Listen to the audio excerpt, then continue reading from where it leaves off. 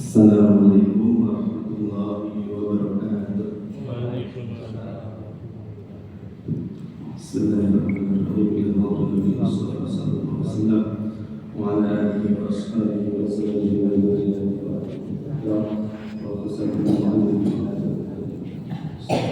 Syafa'allahu bihi wa bihi Al-Fatihah.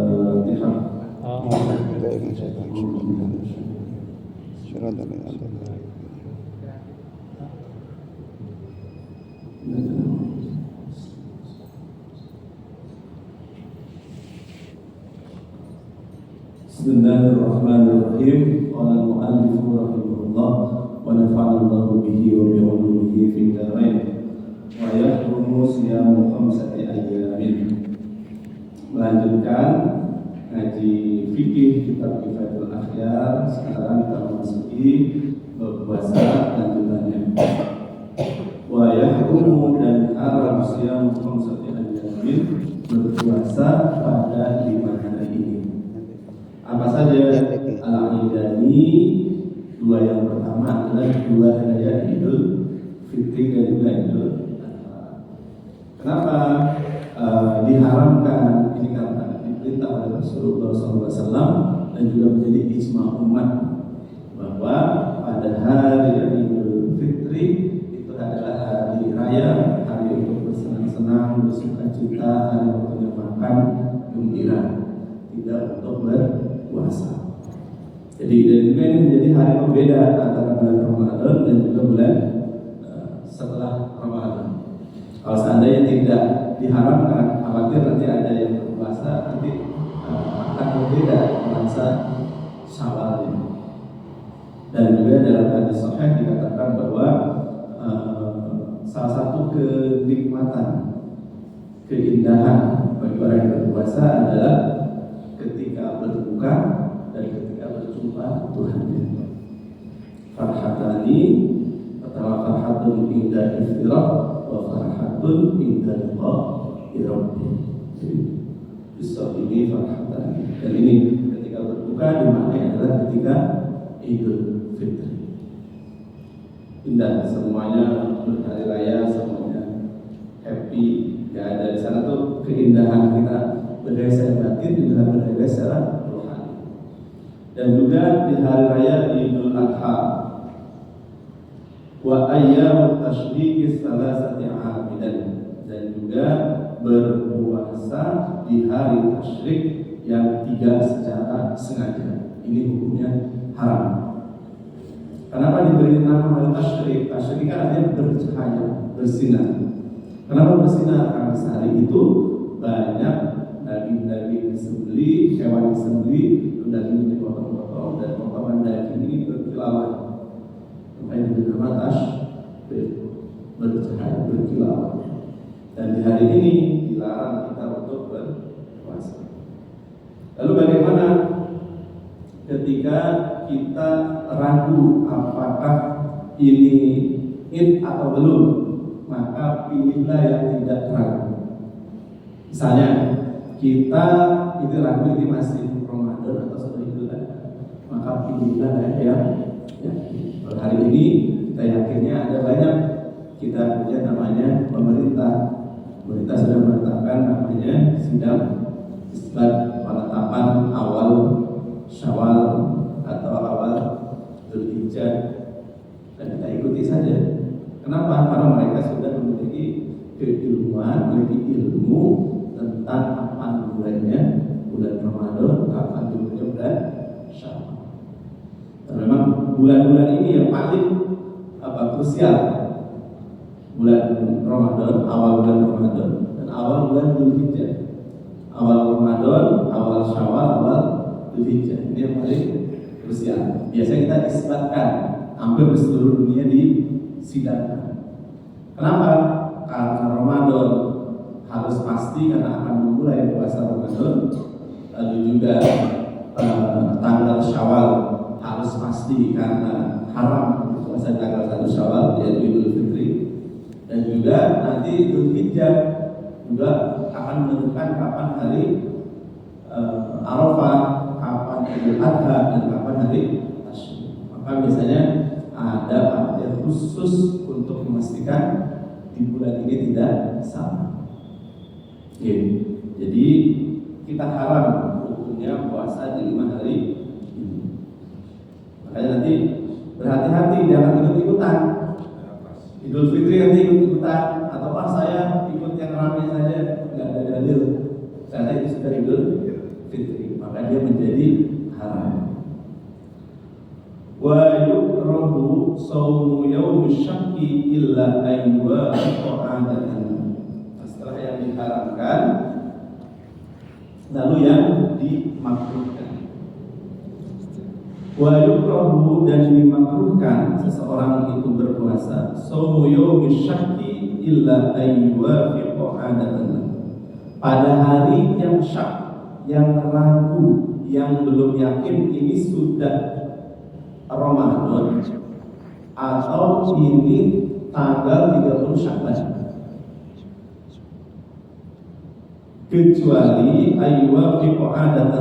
kecuali orang-orang yang sudah punya kebiasaan berpuasa. Misalnya di tanggal 30 Syakban itu adalah hari Kamis, dan hari Kamis ini orang tersebut sudah biasa berpuasa Senin Kamis, maka di tanggal 30 Syakban hari Kamis ini boleh orang tersebut berpuasa. Tapi kalau kita tidak pernah berpuasa Senin Kamis, lalu 30 Syakbannya ini adalah hari Kamis, maka kita sebaiknya tidak berpuasa. Makruh hukumnya. Bahkan dalam mazhab yang lain makruh tahrimi, makruh yang cenderung kepada haram. Dalam mazhab Syafi'i hanya makruh. Kenapa tidak sampai haram? Karena dalam mazhab Syafi'i lebih baik puasa di 30, karena tidak haram berpuasa di bulan Syakban. Tidak ada dalil qat'i yang mengharamkan puasa tanggal di bulan Syakban. Tapi kalau kita tadi tidak terbiasa, sebaiknya tidak. Pastikan itu sudah bulan Ramadan baru berpuasa. Apalagi 30 Syakbannya hari Jumat, itu lebih dimakruhkan. Hari Jumat, hari Sabtu gitu. Jadi kalau kita tidak pernah berpuasa dan itu pada hari yang diragukan antara ini sudah puasa atau belum, maka jangan berpuasa di hari tersebut. Tapi kalau ada sababnya, ada kebiasaan dia berpuasa, itu tidak apa-apa. Kenapa? Karena dia melanjutkan kebiasaan baik. Misalnya misalnya kami orang puasa Daud, terus dia puasa Daud itu au yasilahu bima qablahu, atau dia melanjutkan, dia bertepatan dengan melanjutkan puasa yang sebelumnya. Jadi dia melanjutkan aja puasa yang sebelumnya, itu juga boleh. Tapi kalau dia tidak ada sebab apapun, dia hanya berpuasa di hari itu toh, padahal hari Rabu, Selasanya itu tidak, maka dia menjadi makruh.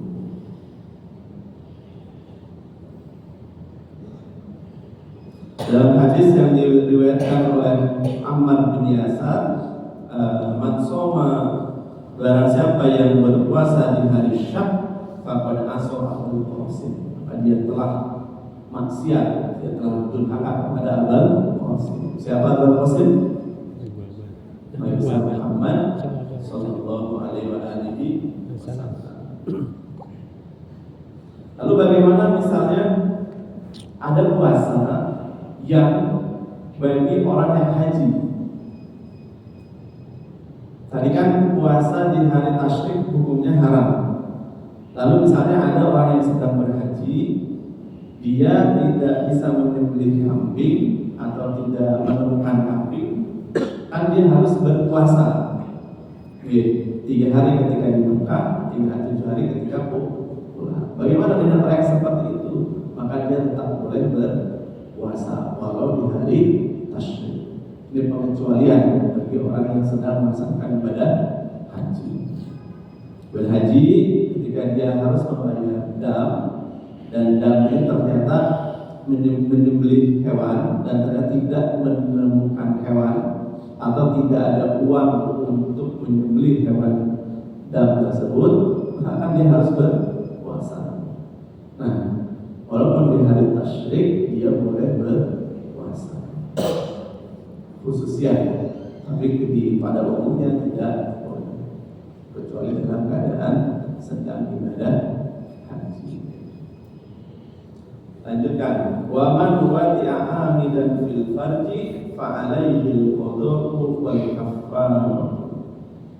Dan waman dan barang siapa wadi'a amidan, dia menyetubuhi pasangannya fil farji, di kemaluannya, fa alaihi al-qadhu wal kaffarah, maka wajib bagi orang tersebut melakukan qadhu puasanya dan juga membayar kafarah. Jadi bulan suci Ramadan sedang berpuasa, terus dia iseng ingin menyetubuhi istrinya. Nah, ini maka wajib bagi orang tersebut mengqadha puasanya atau membayar kafarah. Kifarat itu apa? Yang pertama adalah wal kafaratu itqu raqabatin mu'minatin. Yang pertama adalah membebaskan budak yang beriman. Jadi membebaskan satu orang budak yang mukmin. Kalau tidak mukmin bagaimana? Enggak termasuk kafar. Harus yang beriman dibebaskan. Mahal tidak? Sangat mahal. Bagaimana kalau tidak kuat membayar kafarat mukmin? Fa'il lam yajid, ketika tidak bisa, tidak mampu, tidak menemukan abid dari hamba yang beriman, fasya musyahraini mutatabi'ain, maka wajib atasnya berpuasa 2 bulan berturut, 2 bulan terus menerus. Tidak minggu ini 1, minggu depannya 2, minggu depannya 3, tidak terus. Tapi setiap hari sampai 2 bulan. Fa'il lam yastati', apabila tidak mampu, fa'il amustina miskina, maka memberi makan 60 orang miskin. Berat sekali, berat. Dan nanti setelah dia membayar kafarat, dia juga harus takdir. Takdir itu apa? Dipermalukan, diberitahukan, dikabarkan, diumumkan bahwa orang itu melakukan hubungan seksual suami istri ketika di bulan Ramadan. Siang hari. Padahal di luar Ramadan siang halal. Siang maksudnya ya. Siang hari. Siang. Ya. Kalau bagaimana kalau malam? Kalau malam boleh berhubungan sama istri, yang diharapkan adalah ketika berpuasa di bulan Ramadan.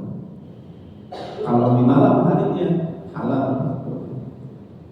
Ini berat sekali. Makanya mari kita bersentuhan suami itu boleh, akan tetapi kalau dikhawatirkan akan mengundang syahwat, lebih baik dihindari. 2 bulan. Apakah yang kafarat ini hanya yang melakukan hubungan seksual saja? Ya, yang melakukan hubungan seksual. Baik dia saya anggap mayoritas sudah dewasa ya.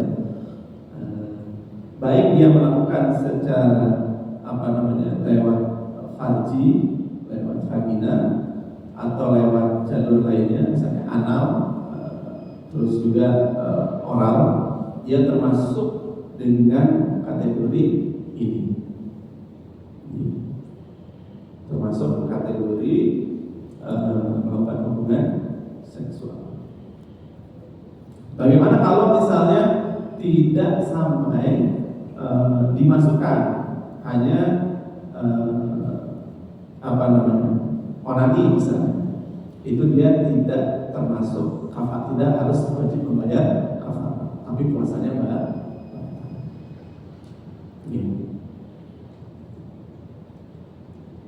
Dan apa dalilnya? Dalam hadis dikatakan bahwa suatu hari ada orang datang kepada Rasulullah SAW dengan terpukul-pukul, halaktu, bahaya sekali saya, kacau saya. Terus ditanya oleh Rasulullah, apa yang membuat kau celaka? Terus dijawab oleh orang tersebut, lelaki tersebut, saya telah mendatangi istri saya di bulan Ramadan. Maksudnya telah berhubungan suami istri di bulan suci Ramadan. Ditanya oleh Rasulullah, apakah engkau memiliki sesuatu untuk memerdekakan hamba? Kau punya uang buat membebaskan budak? Terus dijawab oleh orang tersebut, tidak. Rasulullah lagi tanya lagi, apakah kamu mampu berpuasa 2 bulan saya berturut-turut? Orang tersebut jawab lagi, kok enggak? Terus ditanya lagi, apakah engkau bisa memberi makan 60 orang miskin? Dia jawab lagi, bisa. Terus dia duduk, terus Nabi SAW memberikan 1 karung kurban.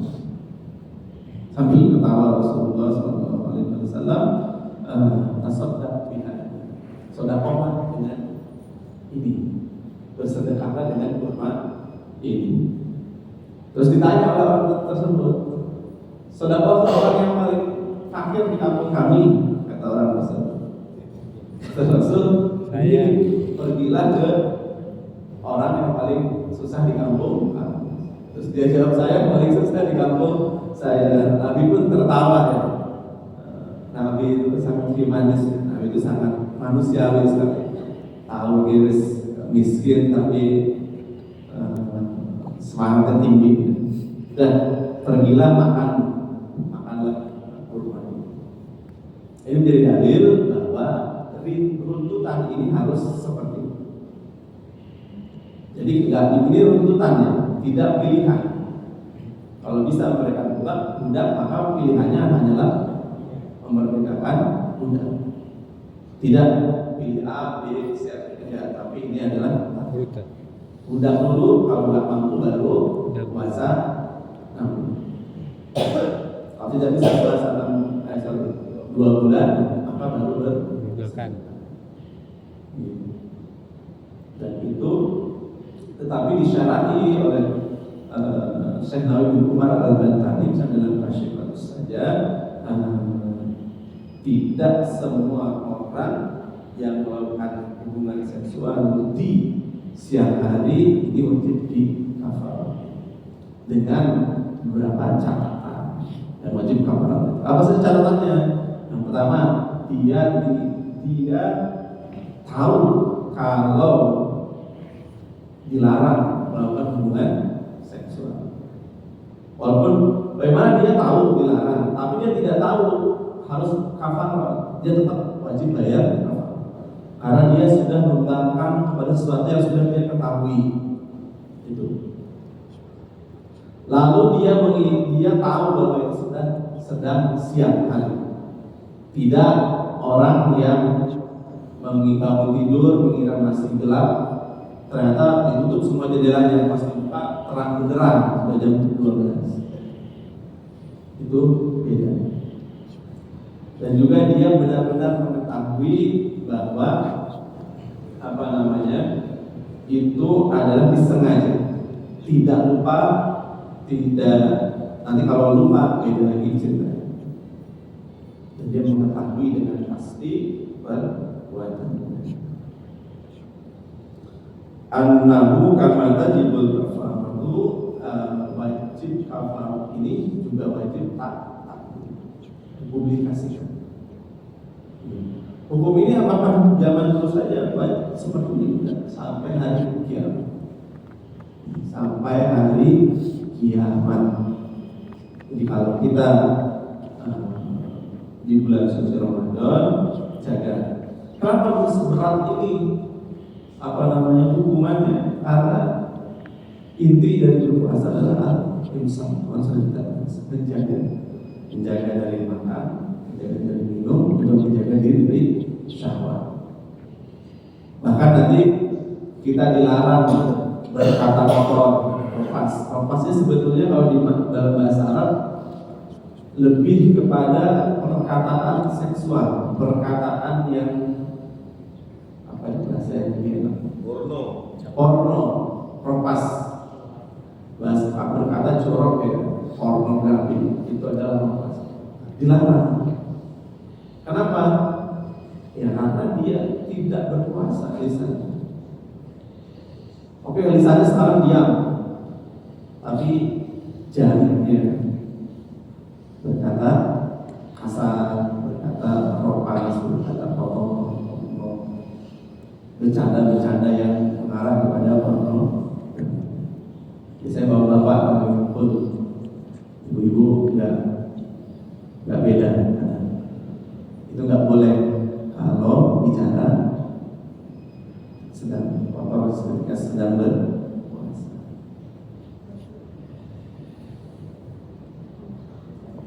Bahkan bagaimana ketika seseorang dia sedang berpuasa, dia menganggap sudah ada, ternyata belum ada. Nah, kalau dia ragu-ragu, maka dia termasuk orang yang tidak tahu.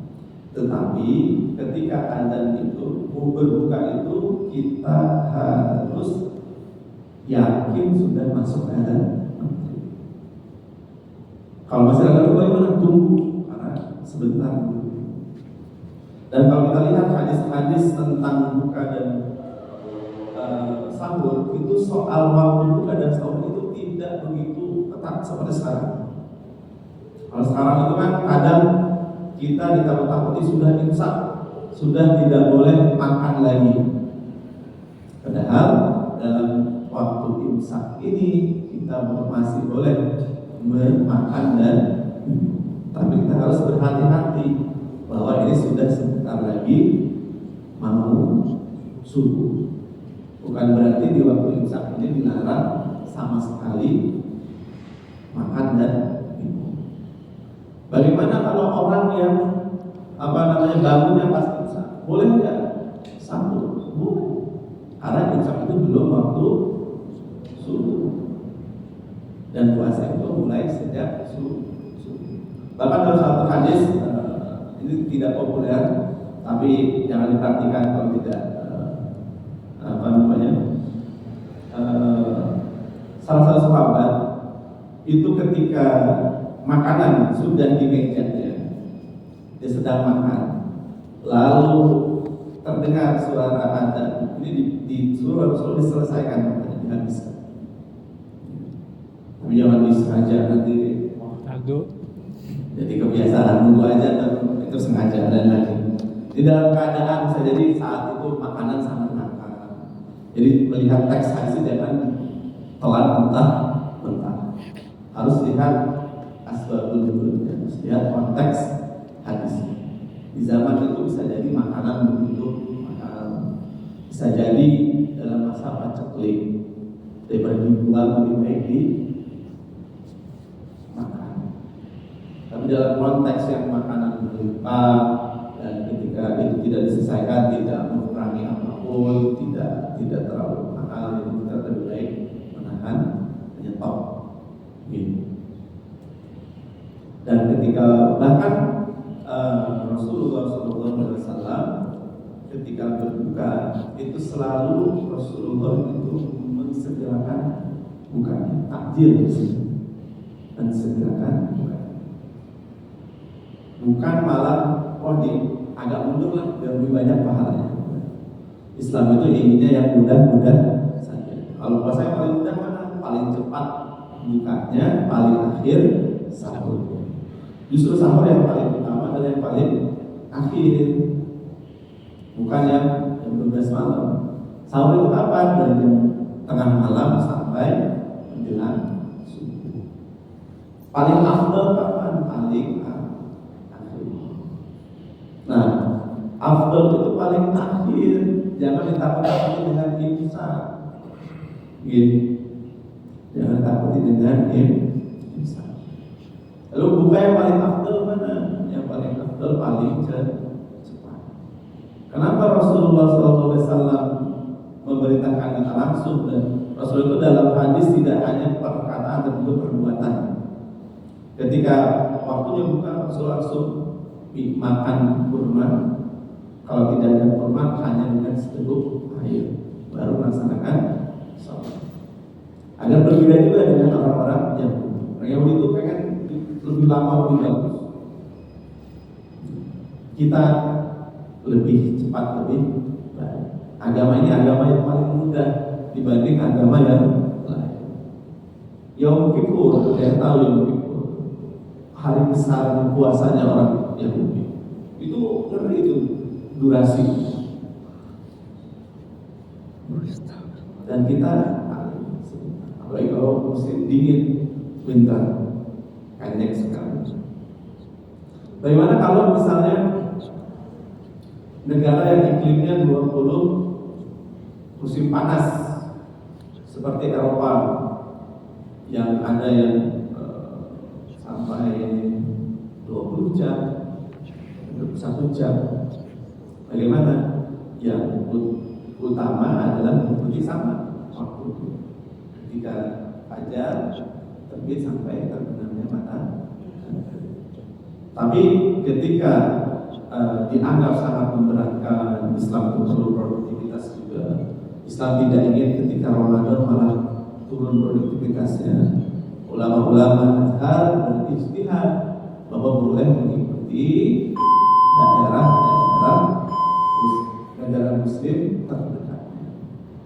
Kalau di Eropa terdekatnya adalah Turki, negara-negara Barat. Itu fatwa terdasar. Tapi kebanyakan umat Islam di Eropa juga nggak marah kalau tidak sampai puasa terbit matahari. Itu mungkin bahasan kita tentang puasa dan banyak kesunahan puasa. Nanti minta di share sini ya. Insyaallah kita lanjutkan. Silakan tanya jawab. Sallallahu alaihi wasallam Muhammad wa ala sayyidina Muhammad. Assalamualaikum warahmatullahi wabarakatuh. Waalaikumsalam.